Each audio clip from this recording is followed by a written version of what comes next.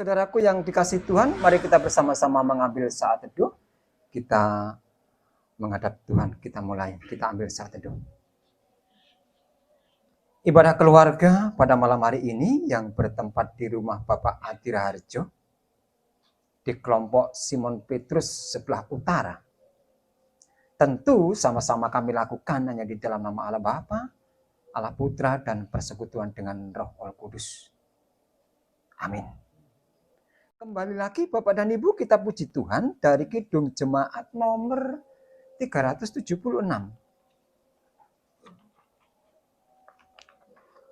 Kidung Jemaat nomor 376.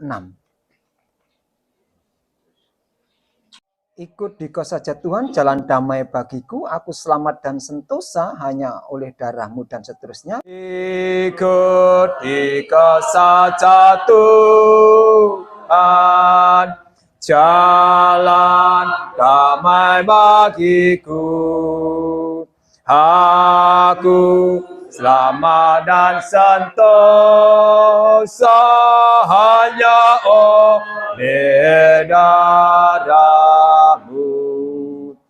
Aku ingin ikut Dikau dan mengabdi padamu.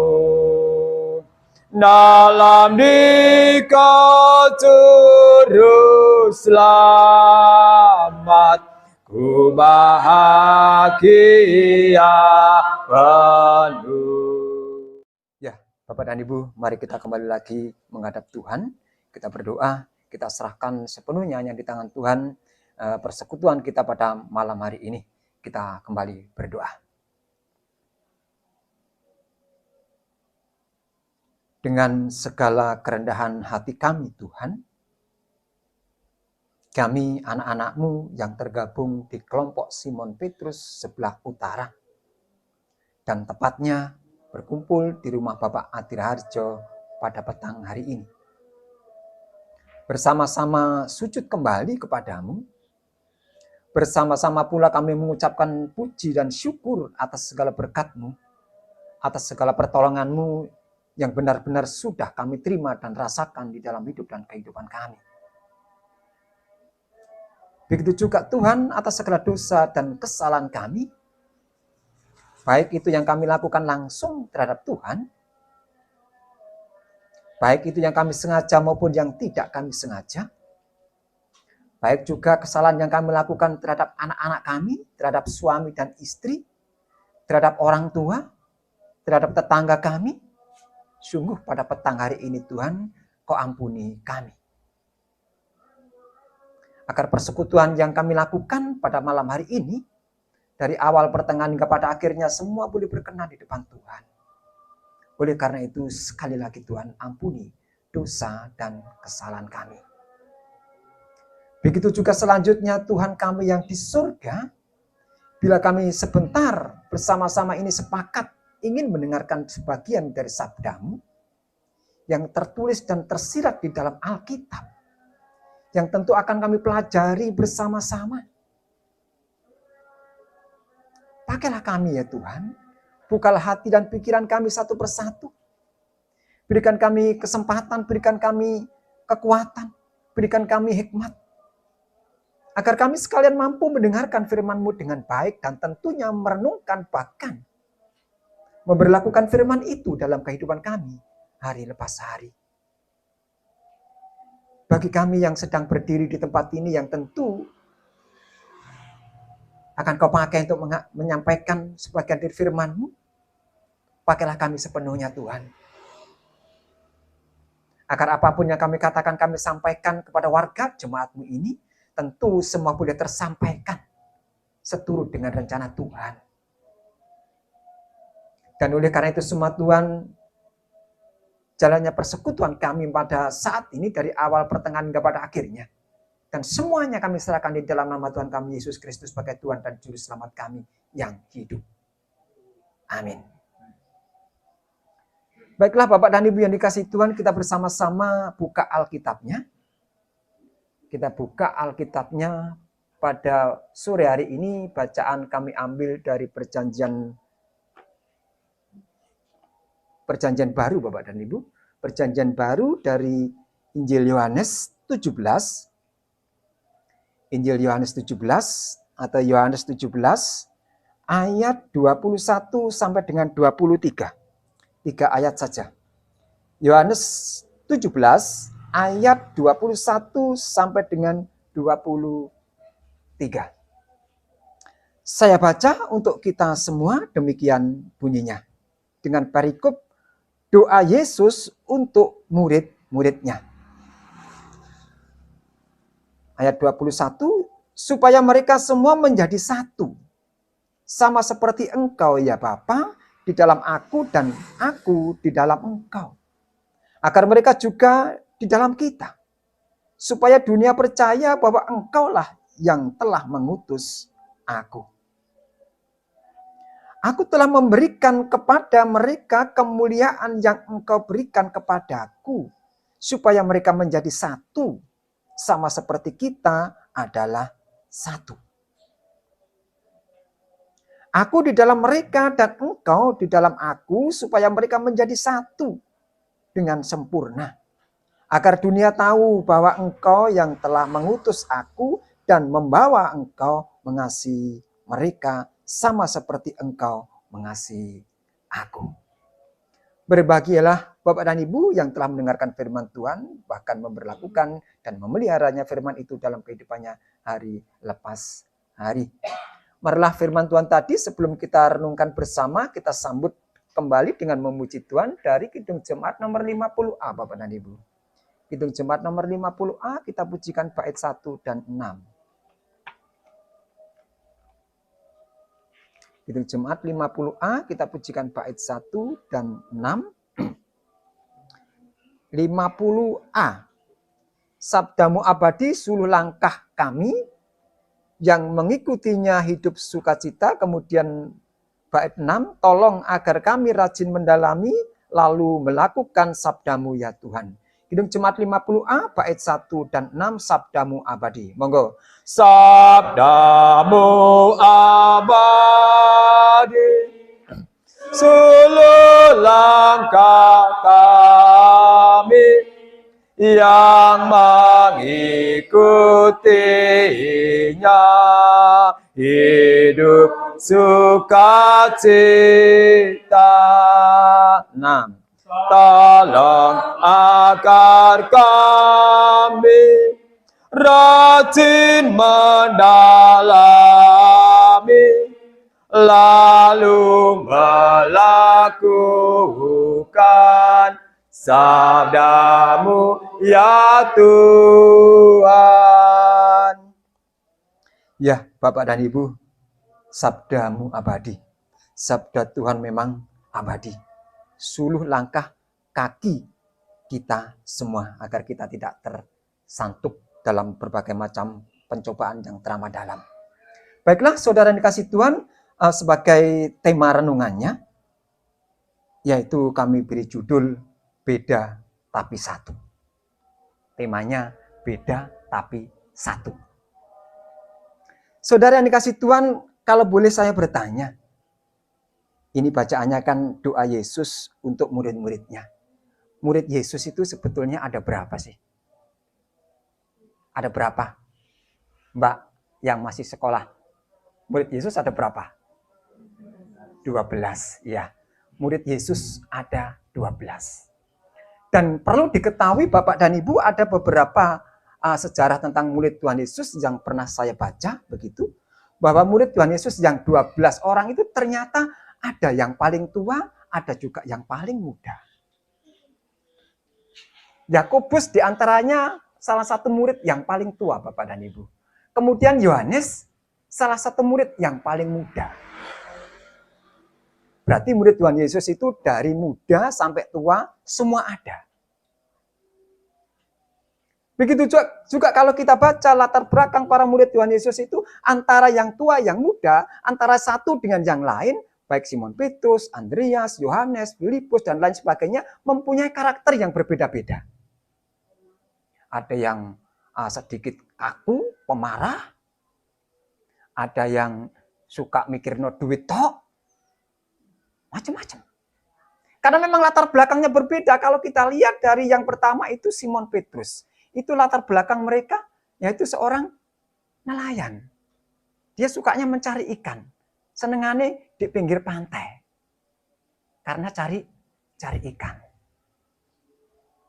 Beda lagi dengan yang namanya Matius. Sukanya apa dia?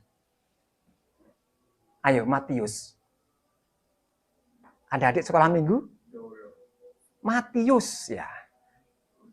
Ya, yang jolo Simon Petrus, Andreas. Itu penjala ikan.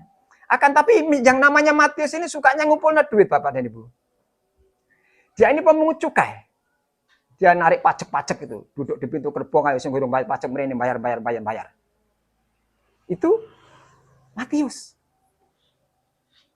Nah, ini menunjukkan bahwa karakter murid Tuhan Yesus ini dari satu dengan yang lain memang berbeda. Begitu. Tidak sama. Berbeda. Oleh karena perbedaan itu Tuhan Yesus berdoa di dalam hatinya. Dia berdoa minta kepada Bapaknya. Dalam doanya ini yang ayat 21, 22 sampai 23. Dia disebutkan kita ini satu. Ya, di dalam ayat 21 mengatakan supaya mereka semua menjadi satu.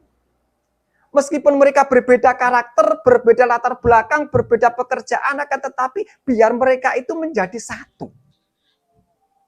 Di ayat 22 juga dikatakan di sana juga tentang agar mereka kita adalah satu. Satu.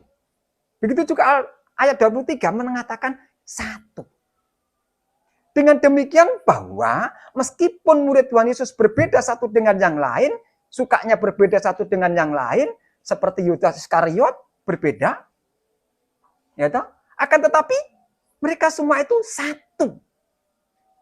Dalam satu pengharapan, satu kasih, satu iman.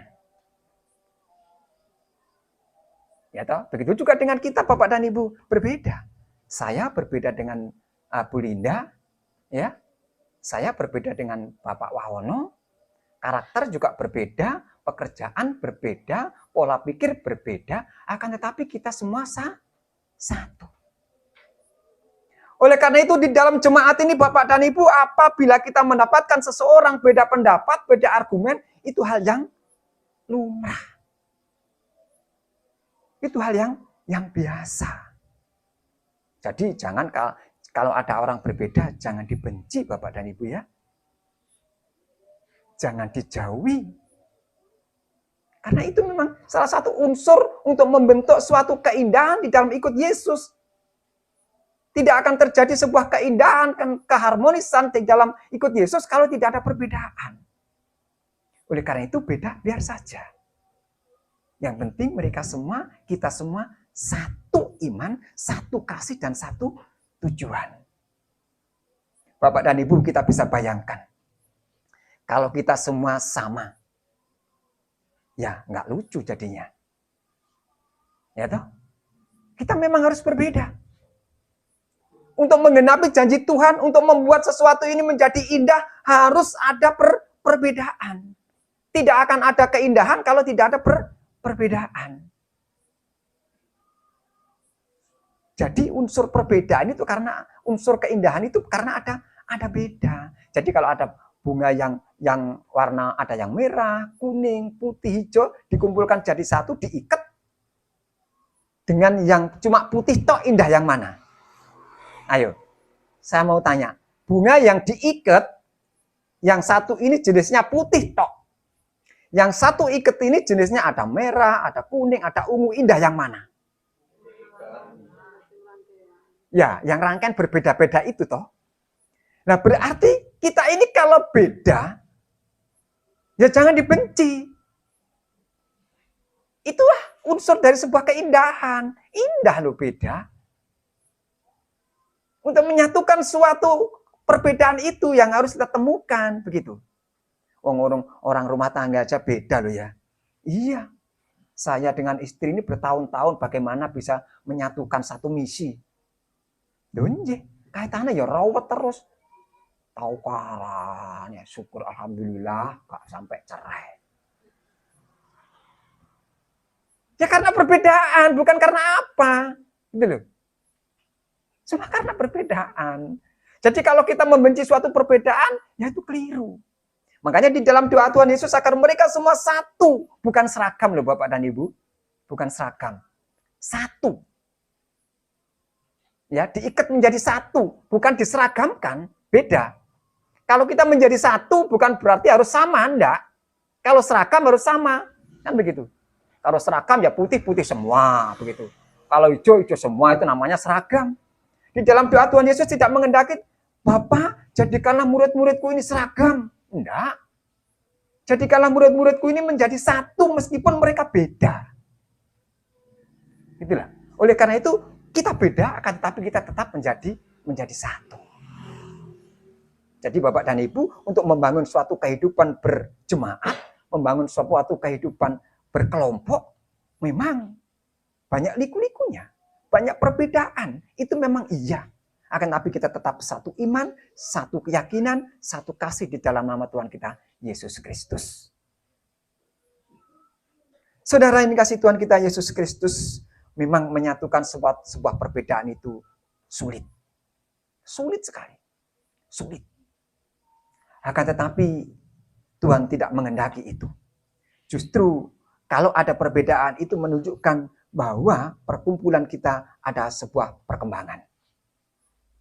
Kalau tidak ada perbedaan lempeng-lempeng saja, tentu kita akan ditinggal.